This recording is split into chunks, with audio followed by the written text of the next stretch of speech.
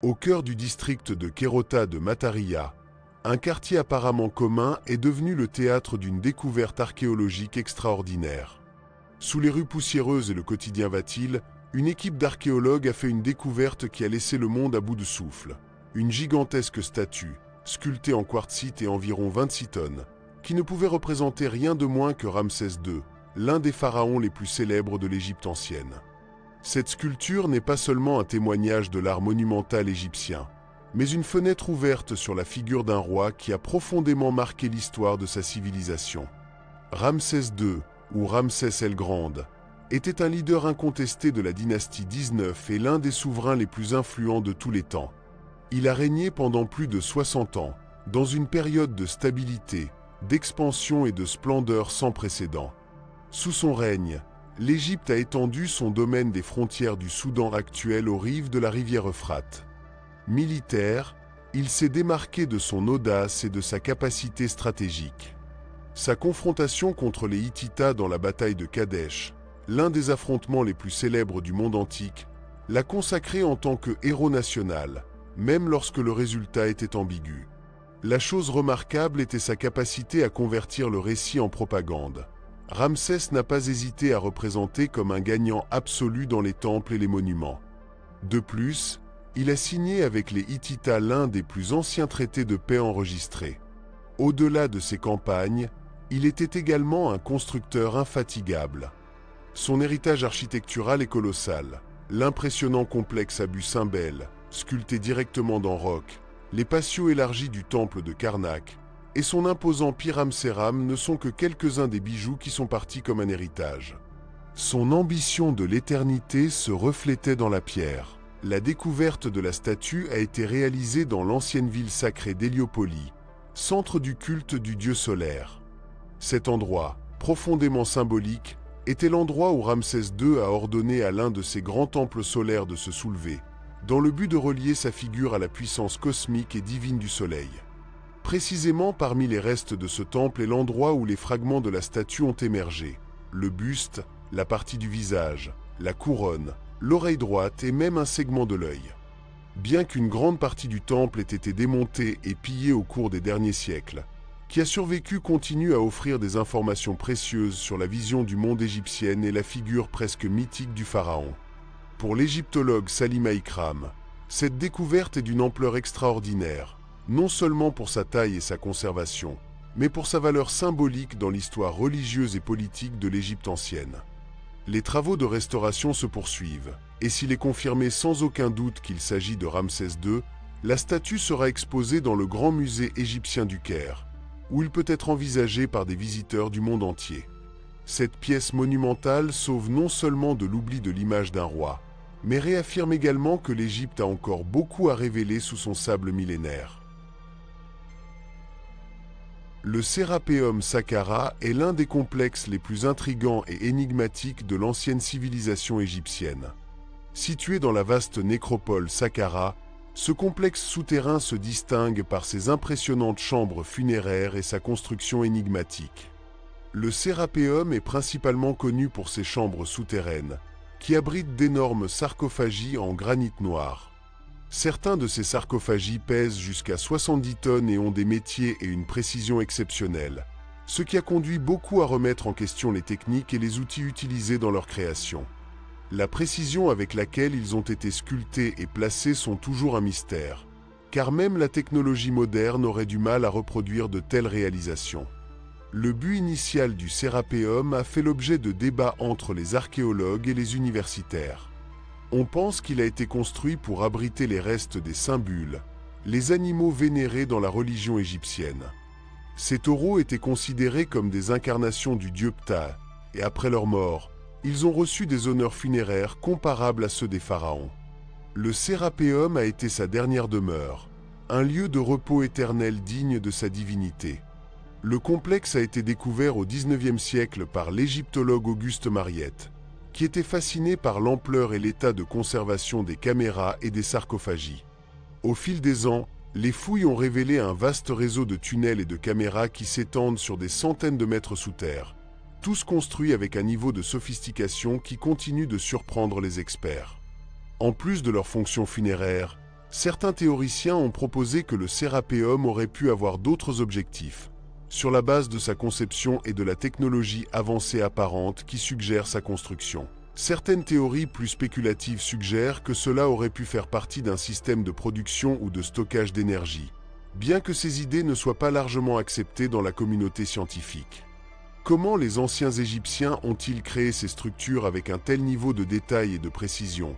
Cette question a généré des débats continus sur ses origines. Ces boîtes ne sont pas de simples cercueils en pierre. Chacun est fait d'un seul bloc de granit, un matériau extrêmement difficile et difficile à travailler. Certains, avec leur couverture inclus, pèsent jusqu'à 70 tonnes, tandis que les blocs de granit d'origine de ceux qui ont été sculptés étaient probablement dépassés 200 tonnes. Le plus étonnant est la précision de son élaboration. Les coins sont parfaitement carrés et les surfaces si lisses qu'elles semblent rivaliser avec des machines modernes en termes de précision. Pour atteindre ce niveau de précision, en particulier les millénaires, soulève la question: les anciens Égyptiens avaient-ils une technologie plus avancée que nous ne l'imaginons? L'intérieur de ces boîtes est tout aussi impressionnant. Bien que leurs extérieurs soient déjà notables, la perfection à l'intérieur semble encore plus incroyable. Comment ont-ils violé ces énormes blocs de granit avec une telle précision, compte tenu des outils qui auraient à ce moment-là? Les outils en cuivre généralement attribués aux Égyptiens n'auraient pas été suffisants, et l'épaisseur uniforme des murs suggère l'utilisation de techniques de mesure sophistiquées, très avancées à leur temps. L'uniformité de ces boîtes n'a aucune comparaison avec d'autres appareils égyptiens, qui génèrent encore plus de questions. La vider de ces blocs de granit aurait nécessité non seulement une énorme quantité de travail, mais aussi une connaissance avancée des techniques de coupe en pierre que nous ne comprenons toujours pas du tout.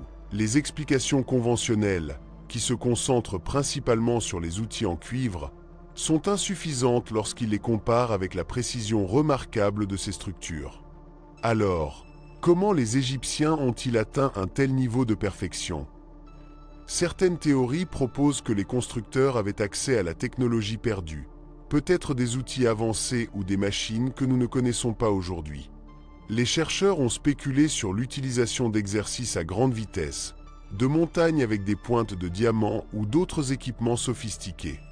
L'idée de la technologie avancée dans l'Égypte ancienne est controversée, mais les preuves présentées par ces boîtes de granit continuent de nourrir le débat. À ce mystère s'ajoute la question de son objectif. Bien que l'on croyait traditionnellement qu'ils étaient sarcophages pour les taureaux à pays sacrés, leur élaboration extraordinaire pour les enterrements simples génère des doutes. Aurait-il pu avoir une fonction plus complexe, peut-être liée à la manipulation énergétique ou à un processus scientifique inconnu? Cette question est toujours sans réponse et continue d'intriguer des chercheurs modernes. Même le transport de ces énormes boîtes représente un défi d'ingénierie. Les tunnels souterrains du Sérapéum, étroits et sinueux, auraient fait des structures déplacées de 70 tonnes un exploit extraordinaire, qui nécessiterait une connaissance avancée de l'ingénierie et du transport. De plus, il n'y a pas de signes visibles de torchées ou de marques de brûlure dans les tunnels.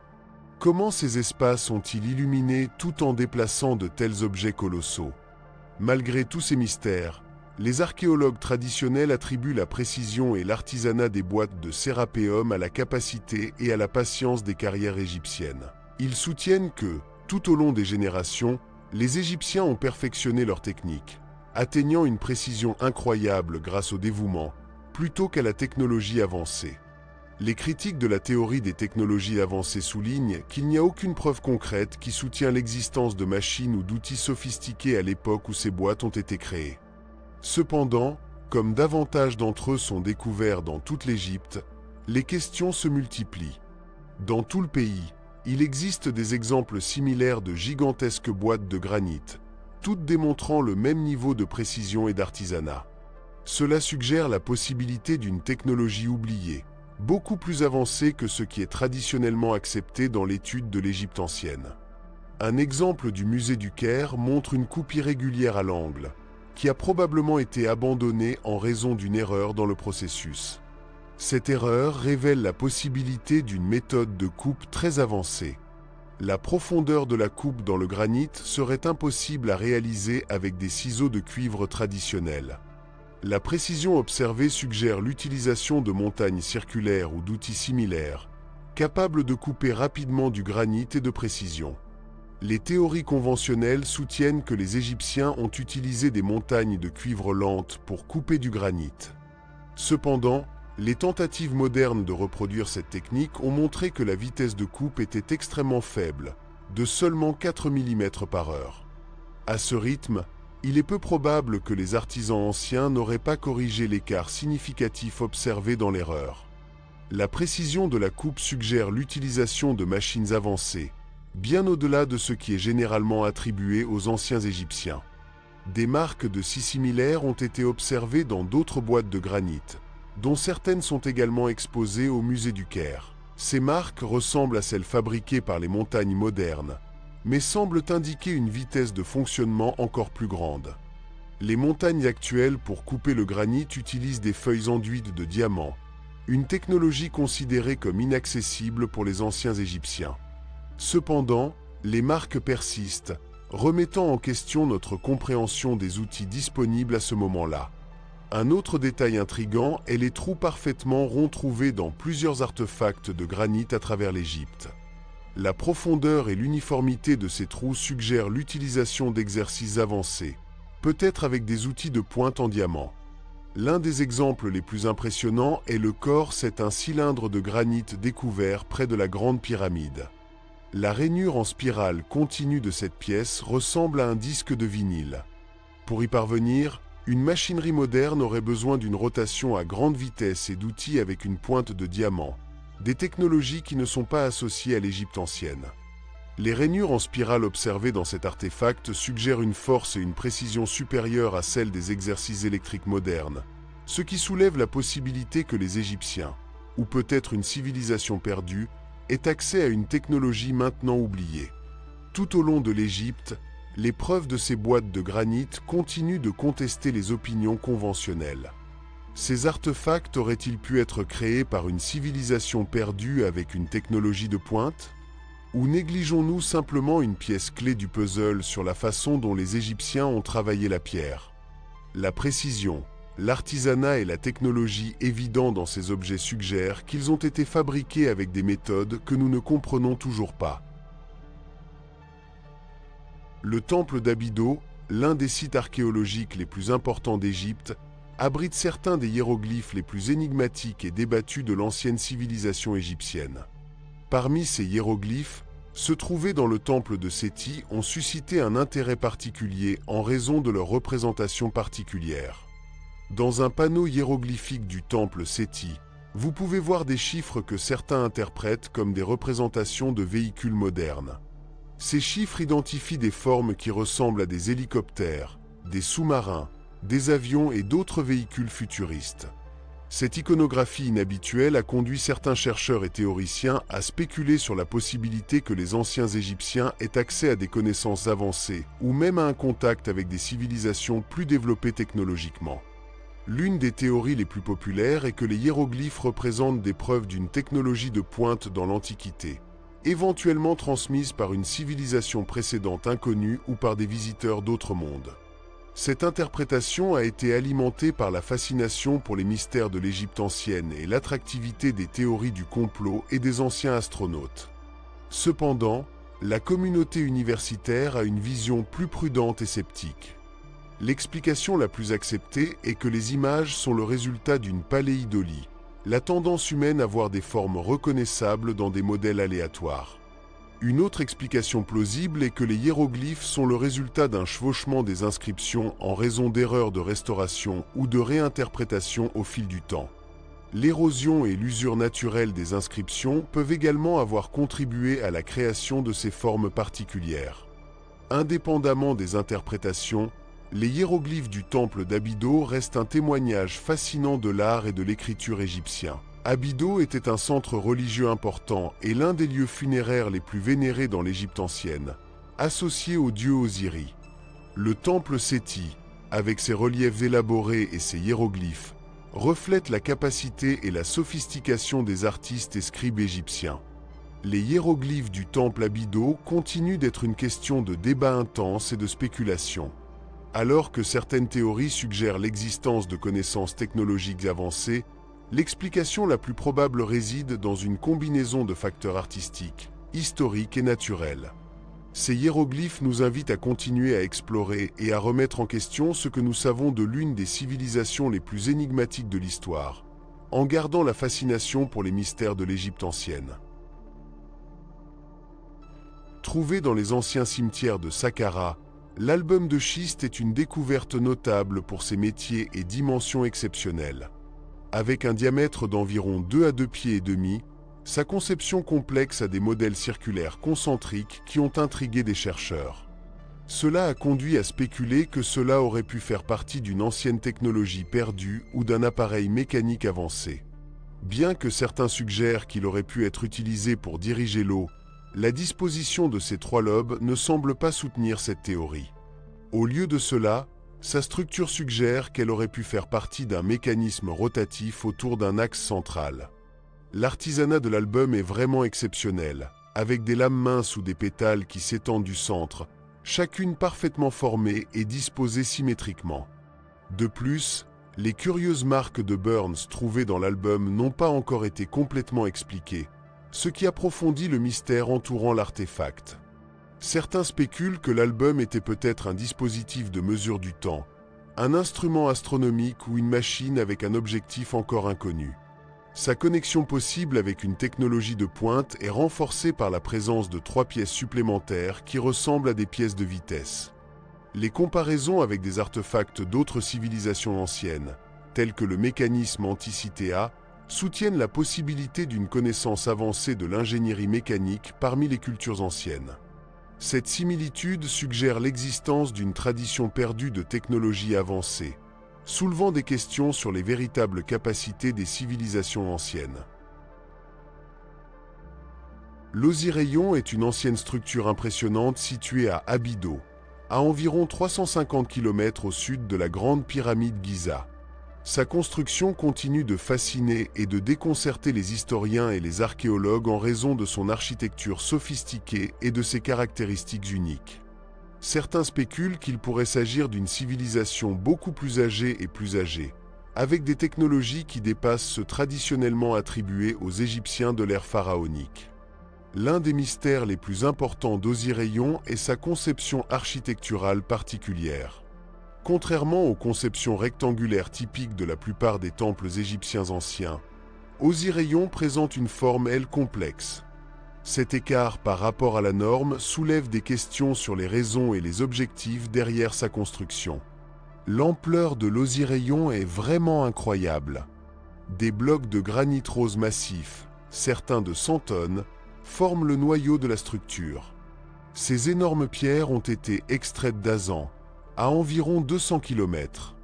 Le défi logistique de transporter ces blocs gigantesques vers un emplacement dans le désert, loin du Nil, est extraordinaire. La capacité de déplacer et de placer ces pierres sans machines avancées remet en question notre compréhension des compétences des anciens Égyptiens. L'architecture Osiraion ajoute un autre niveau de mystère. Le site a un système de toit à double couloir complexe et autour d'une douzaine de caméras, montrant un niveau de sophistication architecturale qui semble aller au-delà de ce qu'une civilisation avec des outils primitifs aurait pu atteindre. La conception complexe, qui comprend des coins entrelacés et le placement précis des blocs de masse, suggère une connaissance d'ingénierie avancée non communément associée à l'Égypte ancienne. De plus, l'utilisation du granit, un matériau beaucoup plus difficile à travailler que le calcaire, indique une capacité technologique que les enregistrements historiques n'attribuent pas aux anciens Égyptiens. En augmentant le mystère, l'Osiraion ne contient pas de hiéroglyphes ou d'artefacts égyptiens, quelque chose d'inhabituel dans les structures égyptiennes anciennes. Cette absence de décoration laisse les chercheurs à se poser des questions sur le véritable objectif et l'origine de ce site énigmatique. Osiraion reste une énigme profonde qui invite la spéculation et le débat sur les capacités cachées du monde antique. Il n'y a rien pour le connecter directement aux Égyptiens de l'ère pharaonique. Tout au long de l'histoire de l'Égypte, Les temples et les monuments ont été souvent renouvelés avec de nouvelles œuvres d'art et des hiéroglyphes ajoutés dans chaque renouvellement. Cependant, Osiraion manque de tels ajouts, ce qui en fait une anomalie unique. Sa conception underground est particulièrement inhabituelle pour l'architecture des temples égyptiens. Certains experts suggèrent que Osiraion pourrait être beaucoup plus ancien que les structures environnantes, peut-être avant les couches de sable et de sol accumulées pendant des milliers d'années. Ajoutant plus d'intrigue, des modèles d'érosion de l'eau ont été trouvés dans l'enceinte calcaire qui entoure le site. Certains chercheurs soutiennent que ces modèles ne pouvaient être formés que si la structure était construite avant la fin de la dernière période glaciaire, lorsque le temps était beaucoup plus humide. Cette hypothèse suggère que l'Osiraion pourrait être un vestige d'une époque avant les pharaons, faisant allusion à la possibilité d'une civilisation avancée qui existait dans l'Égypte ancienne. L'idée que Osiraion pourrait précéder d'autres monuments égyptiens anciens par millénia ajoute une couche mystère fascinante à ce site énigmatique, remet en question notre compréhension de l'histoire et nous invite à reconsidérer ce que nous savons sur les origines de la civilisation en Égypte. L'un des aspects les plus intéressants de l'Osiraion est sa nature souterraine et la présence constante de l'eau. En utilisant la technologie sismique moderne, les chercheurs ont découvert que la structure s'étend à au moins 15 mètres en dessous du niveau actuel du sol. Cela suggère que ce que nous voyons aujourd'hui n'est que la partie supérieure d'une construction beaucoup plus grande. Des tests sismiques ont également révélé la présence de caméras creux en profondeur, faisant allusion aux secrets cachés qui s'attendent à être découverts. La possibilité de ce qui se trouve dans ces caméras souterraines est passionnante. Cependant, les archéologues sont limités par l'eau qui remplit constamment ces profondeurs, ce qui rend son drain impossible. L'Osiraion présente un système hydraulique complexe avec un réseau de canaux, des étangs et éventuellement en attente conçus pour contrôler et gérer le débit d'eau à l'intérieur du complexe. La précision de cette conception démontre une compréhension avancée de l'ingénierie hydraulique, y compris la dynamique du débit d'eau et de la gestion de la pression. En 1898, les archéologues ont découvert ce qu'ils ont appelé la tombe de Péadimène à Saqqara, en Égypte. À l'intérieur de la tombe, ils ont trouvé une maman entourée de leurs effets terrestres, soigneusement disposée à une table voisine pour l'accompagner dans l'au-delà. Parmi l'ensemble habituel de céramique, d'outils et d'autres objets funéraires, ils ont trouvé quelque chose d'inhabituel, un petit modèle d'oiseau. Lorsqu'ils ont catalogué cet objet, il a attiré l'attention des archéologues en raison de leur symétrie presque parfaite. Les ailes d'oiseau mesuraient un peu plus de 17 cm et leur poids n'était que de 39 grammes. Fait intéressant, le modèle n'avait pas de pieds et ses ailes étaient liées à une fente au sommet du corps, s'étendant vers l'extérieur comme s'il était en vol, au lieu de plier vers l'arrière comme dans les modèles typiques des oiseaux égyptiens. Lorsque vous l'étudiez attentivement, ils ont remarqué que l'oiseau Saqqara avait des ailes aérodynamiques et sans décoration, à l'exception d'un œil peint sur l'un de ses côtés. Le plus frappant était sa queue, tournée à 90 degrés, similaire à un stabilisateur vertical moderne. À première vue, cela semblait être un modèle d'avion, ce qui était surprenant, car les avions n'avaient pas encore été inventés en 1898, lorsqu'il a été découvert. Initialement, les archéologues ont pensé que c'était une représentation spirituelle et l'ont stocké dans une vitrine pendant 70 ans. Cependant, en 1969, le docteur Khalil Messia, professeur d'anatomie et membre de plusieurs clubs aéronautiques, l'a identifié comme un ancien planificateur miniature. Ces théories, bien qu'elles ne soient pas étayées par des preuves solides, ont suggéré que les anciens Égyptiens auraient pu développer des connaissances avancées sur l'aérodynamique. Messia a émis l'hypothèse que le manque de peinture dans l'oiseau était dû à la nécessité de réduire son poids et a proposé que sa queue verticale agisse comme un casque. Bien que son hypothèse sur l'absence d'un stabilisateur horizontal manquait de preuves, il a hardiment dit que l'oiseau représentait un avion de taille réelle. Cette découverte fait toujours l'objet de débats, ce qui remet en question nos idées sur la technologie dans le monde antique.